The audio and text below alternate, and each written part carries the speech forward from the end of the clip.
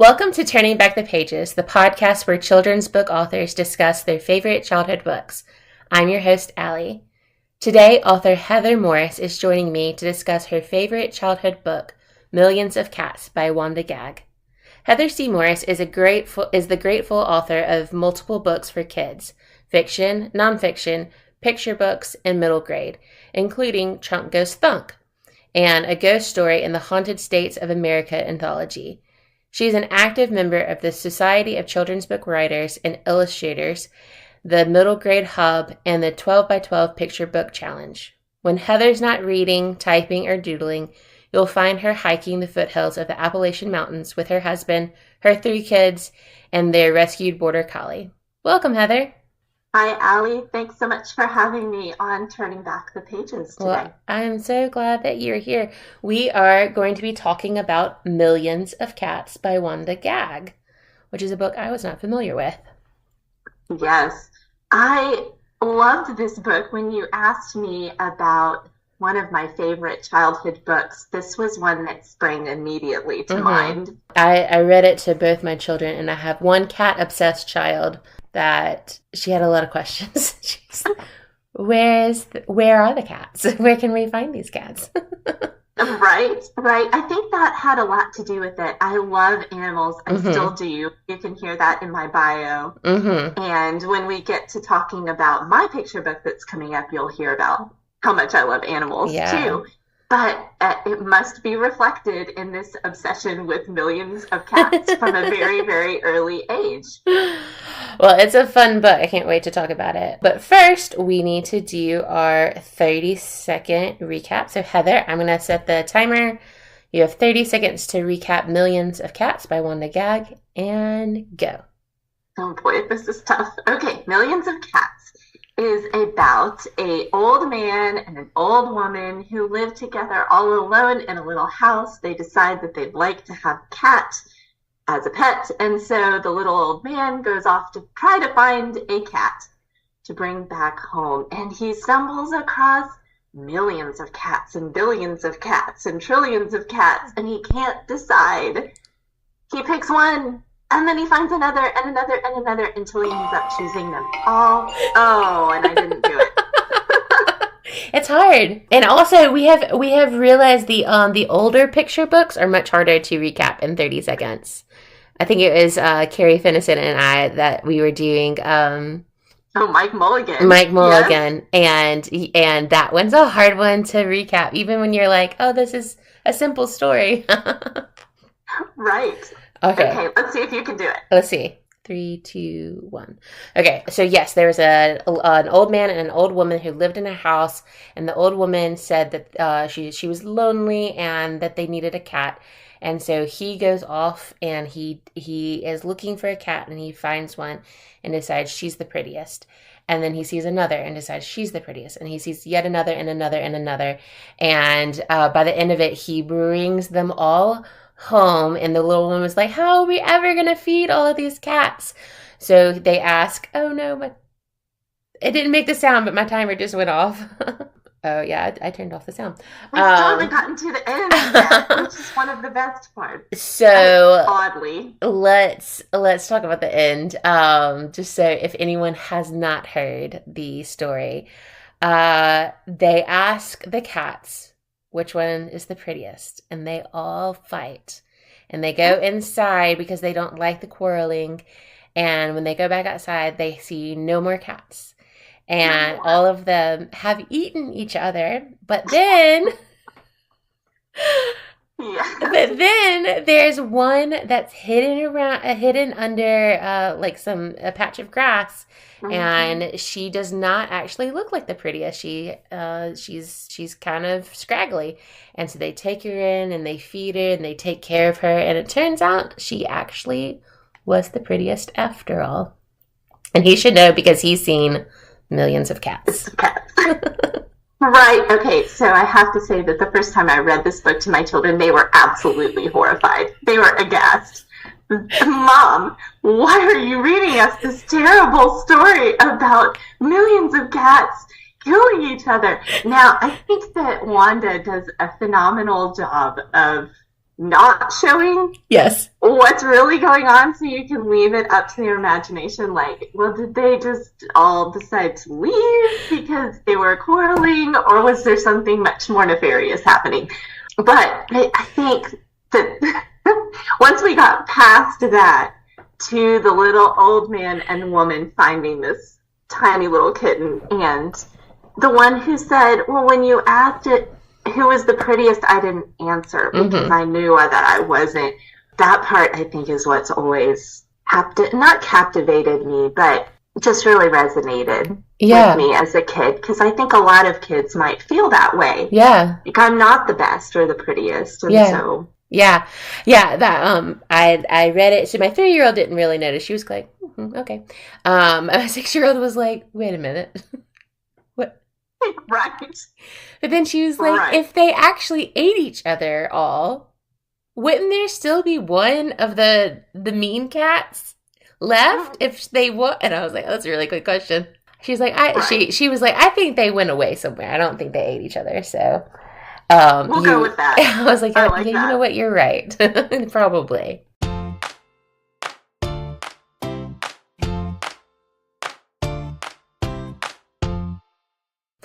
Well, let's talk about Wanda Gag for a minute. So Wanda Gag was born March 11th, 1893.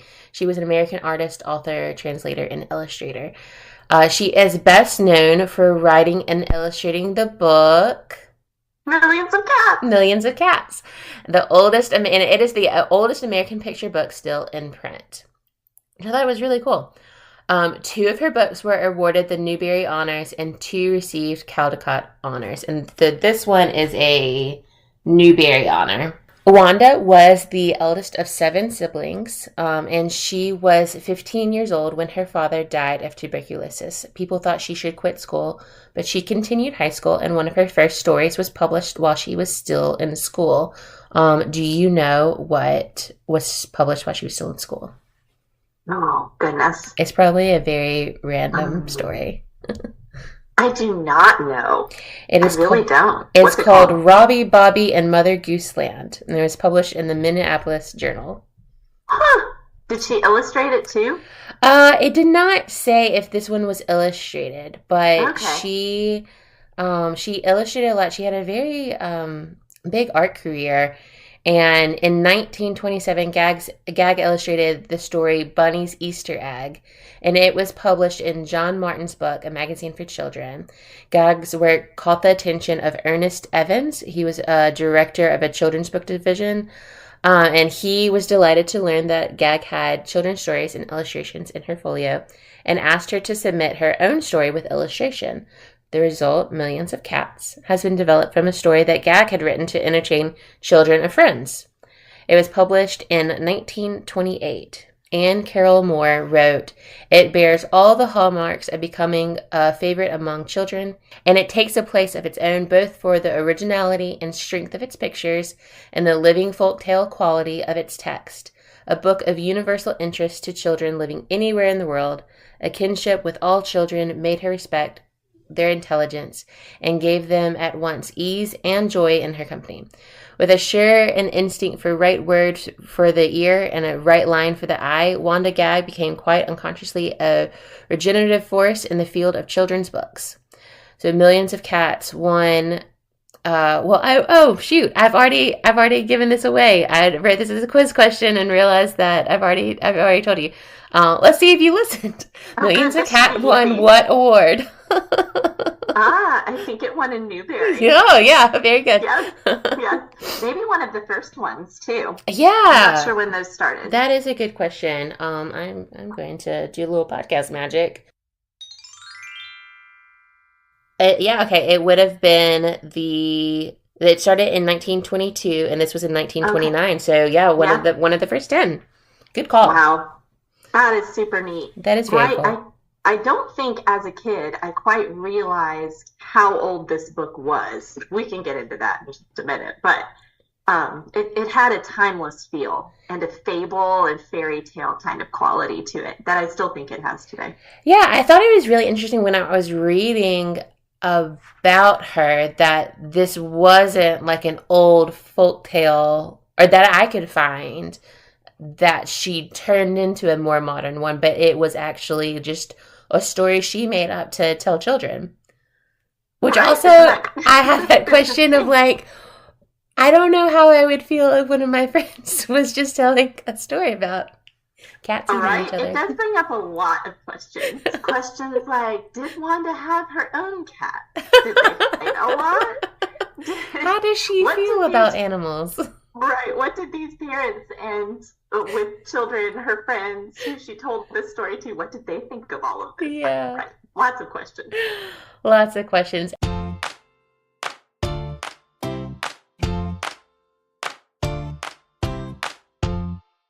Okay, well, tell me, why did you choose Millions of Cats?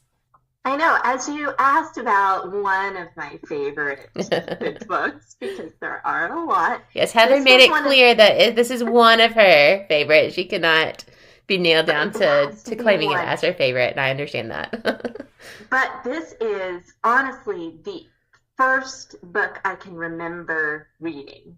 Okay. I know it's not the first book I ever read. My mom will tell you that I was obsessed with The Night Before Christmas, but I do not remember reading that. But this book, I remember going to the library, and I remember checking it out, and I remember reading it with my mom, with my dad, and then by myself out loud.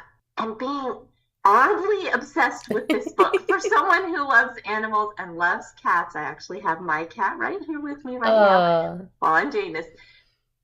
I don't know why it fascinated me so much. I think maybe because it was about so many animals. I thought this idea of traveling over the hills and stumbling upon millions and billions and trillions of cats was amazing. I thought that would be wonderful, and I would love to have that many cats. The fight part, not so much. I'm sure that I was very devastated and sad and just probably skipped to that page and then got to the part with the sweet little kitten at the end.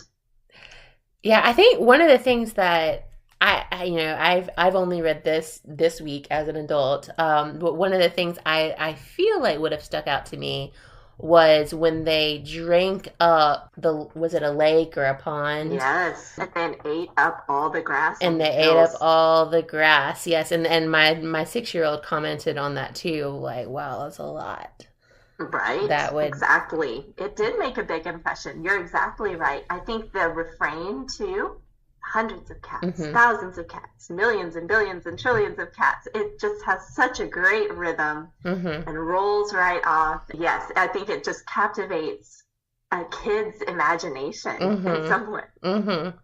For sure. What was your favorite part of the book or favorite character of the book? Right. My favorite part is the end. I absolutely love how this sweet little kitten thought that she was not pretty enough or special enough in some way to be adopted or to be the favorite or to be with the old man and the old woman. And they chose her, and she becomes a very loved kitten. So I just love that. That is a great part. I'm going to talk about the illustration for just a minute. Good. It was just so fascinating to me. So of course I'm reading the words. But I did not immediately notice when he came to the cat hill where all the cats were, because of the way she had drawn all of the grass and the trees in like little lumps. And then when we turn the page, I'm looking at the words, and my little one gasped. She was like, "Oh, cats!" And I looked over it, and I was like, she's just drawn that so well into the landscape. Right. It was really amazing. I absolutely love her illustrations, and I love the way that she has these millions of cats, these little cat heads all over the hills. It's amazing. If you haven't seen this book, please go check it out. Yes, I will see if I can post anything on Instagram, make sure that I'm not breaking copyright laws. But they are very, very interesting drawings because the cats are just drawn so well into the landscape. I mean, and they have a literal hill of cats, and there's a pathway, and they're drawn into the bushes, and they're drawn around it's just really good. And then another illustration I love so much is the very last one of the old man and the old woman and their cat in the middle, and their little wedding picture above them, and the way the light is like shining. There's something about that particular picture that is just so happy and so simple, but I don't know, communicates a whole lot. Yes. So I agree. I think the illustrations were a big part of why, as a child, I loved this book so much. I found myself just engrossed in looking at all of these different cats and how she drew each one in this interesting and unique way whenever you can see the individual cats. You know, of course, there are the little heads that kind of look like grass balls. There's so many of them. But I did have to say that I had almost forgotten about this book and how much I loved it. I couldn't believe I had. But then last year, I had the opportunity to go down to the DeGrummond Children's Literature Collection, which is in Hattiesburg at the University of Southern Mississippi. And they have so many amazing resources and things that have been donated by all these children's book writers, including Ezra Jack Keats and many others. But Wanda Gog is one of them. They have original drawings of cats that she did for this book. And she drew cats in every position, sleeping, playing, laying around. And these were not illustrations that she used in the books, but just illustrations that she did in order to prep for doing the illustrations in this book. And seeing those, I thought, wow, the time and energy she put into just studying cats in order to capture them so well, it's amazing. So one of the spreads is when the cats begin quarreling and the little old man and woman are running away into the house. And there are lots of cats on this spread, and almost every one of them is unique, which is, I don't even know how she did it, but it's amazing. Yeah. Well, it made it, with the reading behind the scenes, it made it sound like she did just have a bunch of cat pictures that she had already drawn. And then there's a kid's book that I rented from the library when I asked for Millions of Cats. It popped up, and it was the girl who, I can't remember what the title was, but it was basically the girl who needed to draw, was Wanda's story. Future Allie here to say that I was so close to the right title. It's Wanda Gag, the girl who lived to draw, and it's written by Deborah Cogan Ray. And so I haven't actually had a chance to read it yet, but I'd love to read that. I would. I love it. And it's a children's book, so. Okay, I've got to go check that out. Instead of an ad this week, I want to tell you that if you are at all interested in the part of the conversation that Heather and I just had about the illustrations found in children's books, you should subscribe, because in November, I'm having a mini season where I'm talking just to illustrators of children's books. Let me tell you, I am wildly out of my comfort zone talking about art, but I'm also wildly impressed and fascinated by the work that it takes to make illustrations for children's books. Be sure to subscribe. And thanks. See you then. So we've talked about it a little bit, but why did this book stand out to you, other than it's the first memory, but what made it stand out? I think it was my obsession with having millions of cats, which let me assure everyone, I do not have millions of cats. So you have at least one, two? Yes, okay. We have two, and that is plenty. And they actually do quarrel. That part is real. I did not grow up with cats, and when I lived downtown Birmingham, there were cats that lived outside of my house, and they would quarrel all the time, and I didn't know what it was. I thought it was people fighting, and I was like, that's very odd. It sounds really crazy. Yeah. Scary. So how has reading it changed through the years? So when you were a child, and then you said you read it to your children. Right. I don't know how just glossed over the whole fight scene. In my mind, I guess as a 5 and 6-year-old child, it just felt like, of course the cats would fight. Of course they would do that. But reading it to my kids and watching their horror and shock, I thought, oh, okay, yes, that is maybe not something that they're used to. I don't really know. Maybe we could go into some of the differences between the older picture books and the things that they wrote and included in those, and then more modern picture books. But, yeah. Well, I was reading it to mine, and as she, obviously was like, wait, what is happening? And she had some logistical questions, but then when we were talking about it afterward, like some of when I am reading a book for this podcast that I haven't read before, I always read it to her just to see like what her reaction is, to see like from a child's perspective, how does this book hit, and does it capture your imagination? And she had a lot more questions of like, how would you take care of that many cats? How would you get that many cats to follow you? So there were a lot of other questions. She was horrified, but also she just had a lot of other questions of like, wait. How would you get millions of cats to follow you? Where would they live? Would they live outside? Would they built a bigger house? Like, what was the man thinking? And, what was he thinking? And I can kind of resonate with the little old man, because loving cats and animals so much, it is very difficult to choose just one. Our whole family has the policy of not going to animal shelters or humane societies as much as we might love to volunteer, because we would be like this little old man and would come back with just about every cat or dog we could, and we can't. This is a very good logistical question. You cannot take care of that many animals. Well, yes, shame on you, little old man. Yes, at some point you have to make a decision. Yes, I know several people recently who have been like, oh, I just took in a third foster dog. And they're like, oh my goodness. And then another person who was like, we just took in, I think it was like 3 or 4 abandoned cats. I was like, oh my. Oh boy. Right? That's a lot. It is. Were you an avid reader as a child? Yes, very much so. I can't remember a time when I wasn't reading. So why does this one stand out?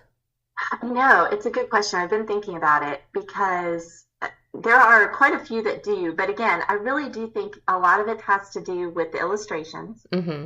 And that this one, for whatever reason, was one of the first books I really remember checking out of the library on my own, picking it off the shelf, like choosing it, selecting it for myself, checking it out, reading kind of on my own out loud. And so I think that's mostly why it stands out. And then also that fable, fairy tale, folk tale quality. I do love the folk tale quality of this. We listen to the podcast Circle Round. I don't know if you've heard of that. I haven't. Okay. It is a bunch of stories that are very like folk tale or mythical that are made a little bit more modern. It's done by, it's not NPR, but it's like a NPR type station does it, and it's a podcast, and they always use like professional actors. Like the one that we listened to on the way to school the other day were 2 Broadway actors. So the voice acting is amazing. It's top-notch quality. Great. The sounds are always very calming. I really enjoy listening to it as well. So it's one that my kids and I listen to, and it's about 20 minutes long, and it just gets them so quiet most of the time going to school. Great. But they have a lot of it's that folk tale type story, or that mythical story where it's like, I have a lot of questions about how this is happening. There's one the other day about a spider is trying to trick a python, and then he has to trick a wasp. And so it's a lot of like, how is he going to do that? And I think this book has that same quality. I think there's something about those type stories that captivate the imagination where you're like, wait, how would someone get millions of cats home and take care of them? Right? I mean, this is and that's again, not the very point good of the logistical story. question. Yeah, and that's like that part is not the point of the story, but it is like that it captures your whole imagination of like, you know, how would you do that? Right? Exactly. How would you care for that many cats? Yes. How would you choose one out of that many cats? Yes. How would you, again, get that many cats to follow you? As Yes. we know, there's a good phrase, herding cats, right? Yes, exactly. If you could tell young Heather that you're an author, would she be surprised? She would be so very happy. That's definitely something that young Heather wanted to do. Yeah. I found a typewriter in my grandfather's office, and I must have been 6 or 7, and I spent hours just clicking, clacking away on those keys, writing very poorly spelled, very poorly structured stories, but they were delightful for me.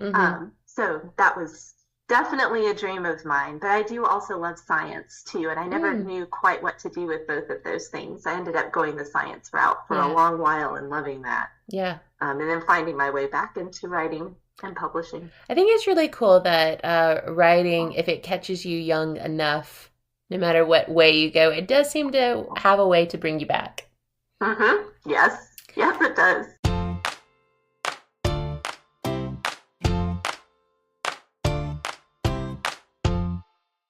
So tell me about your book. Yes. Trunk Goes Thunk. It comes out in a little over a month.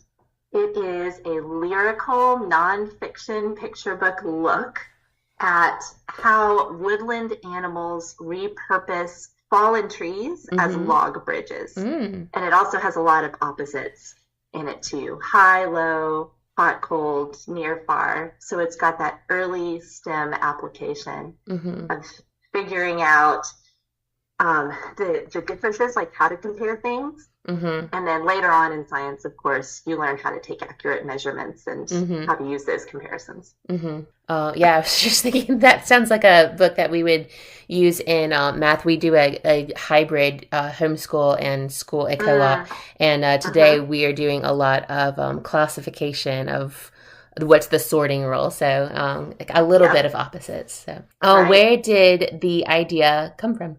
Yeah, I love this story. We actually, not far from us, have a very good science museum. And in that museum, they have multiple rooms that feature different things. But one of them is dedicated to temperate forests. And so they had a video playing of, you can find it on YouTube. It is just a video that someone set up with a wildlife camera on looking across a log bridge that goes across a river. It's in Pennsylvania. And I was captivated by this video. I kept watching the seasons change and animals going back and forth across this log, landing on the log if they were a bird and flying away, going underneath, light and dark. Every time an animal moved over the log or came close to the wildlife camera, it tripped and took a video of what was going on at that time. And so you got to just see all of these different creatures using this log, and I thought, that's fascinating. And the more I thought about it, it just stuck with me, and I thought, okay, that's really interesting. Wait, there's a lot of opposites in there too. And just, again, a lot of animals, because as we've established, I'm obsessed with them.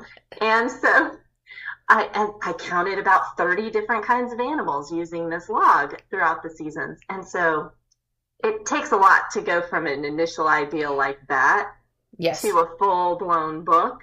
But I kind of let that percolate in my mind for a few months before I started drafting anything. That's really cool. What you said, you went the science route. I don't know what area of science, but is your background in any type of biology like that? Oh yeah. Definitely. Okay. Yes. So again, the animal obsession. Yes. Biology is my background, and then I went even further into like microbiology. Okay. I was just wondering how much of that was helpful when you were writing the book. Oh yeah, very much so. It was. Yeah. What was the process of writing it? It took several months, but to percolate. But then, what type of research did you have to do, or What went into the Right. process of writing it?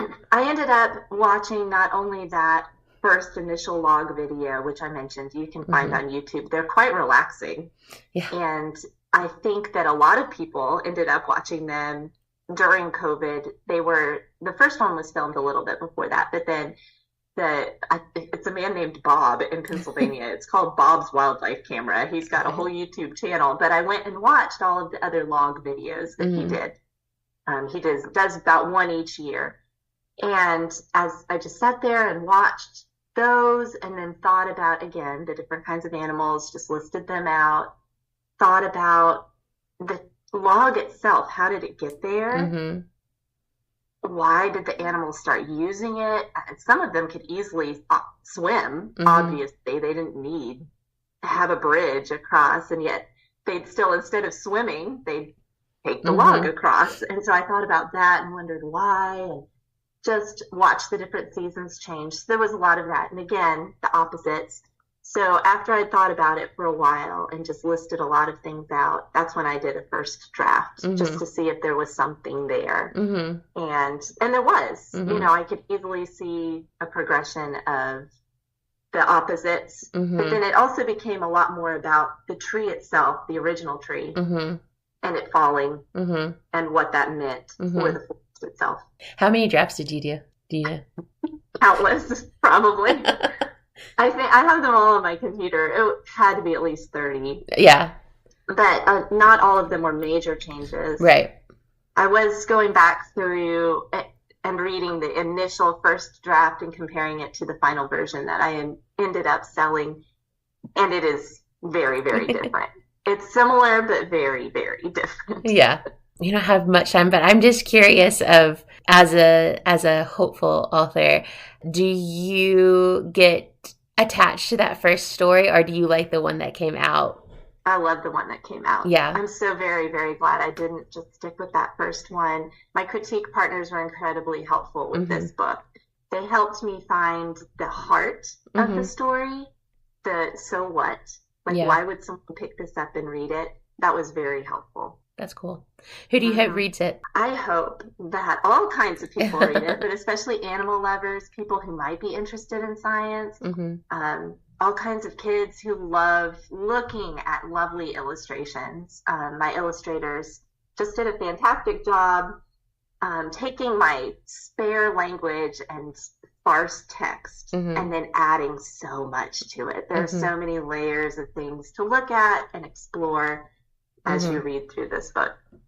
That's really exciting. And it comes out October 8th. Yes, October 8th. Awesome. Well, let's wrap up. Share where people can follow you, buy your book, and anything else that you would like to share. Oh, great. Thanks. Yes, you can follow me I have a website, heathercmorris.com. I post updates there regularly, including interviews with other picture book writers. So we do some blog posts. Also on X and on Instagram. And on X, I am at More Writing, and then the same for Instagram. And I do have a newsletter. I'm trying to get it linked to my website so that you could just sign up there. Awesome. Well, thank you so much for being here. And to the audience, thank you for joining me today for this episode of Turning Back the Pages. If you have any author suggestions, please feel free to email me at whatallywrites@gmail.com. You can also follow the show on Instagram or Twitter at whatallywrites. Ally is ALLY. And don't forget to subscribe.